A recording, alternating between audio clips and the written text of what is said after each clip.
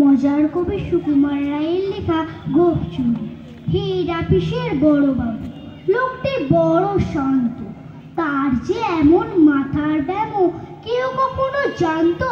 দিব্যি ছিলেন খোশ মেজাজে, চেয়ারখানি চেপে একলা বসে ঝিমঝিমিয়ে হঠাৎ গেলেন খেপে, আজকে উঠে হাত পা ছুড়ে চোখটি করে গোল, হঠাৎ বলেন গেলুম গেলুম আমায় ধরে তোল। তাই শুনে কেউ বদ্যি ডাকে, কেউ বা আমাকে পুলিশ, কেউ বা বলে কামড়ে দেবে সাবধানে দিয়ে তুলিস।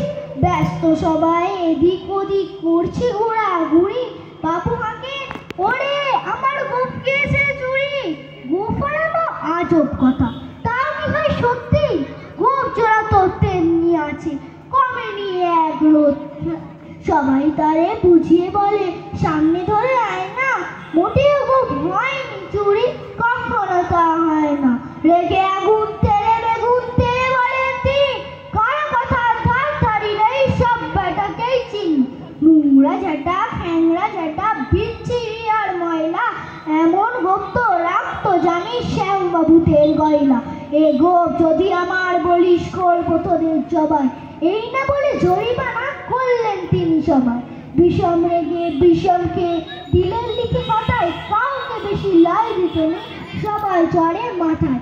অফিসের এই বাদরগুলো মাথায় খালি গোবর, গোপ চড়েছে কোথায় গেল কেউ রাখে না খবর। ইচ্ছে করে এই বাটাদের গোপ ধরে খুব নাচি, মূর্খ বলুর মুন্ডু ধরে কোদাল দিয়ে চাচি। গোপকে বলে তোমার আমার গোপ কি কারো কিনা, গোপের আমি গোপের তুমি, তাই দিয়ে যাইছে না। নমস্কার।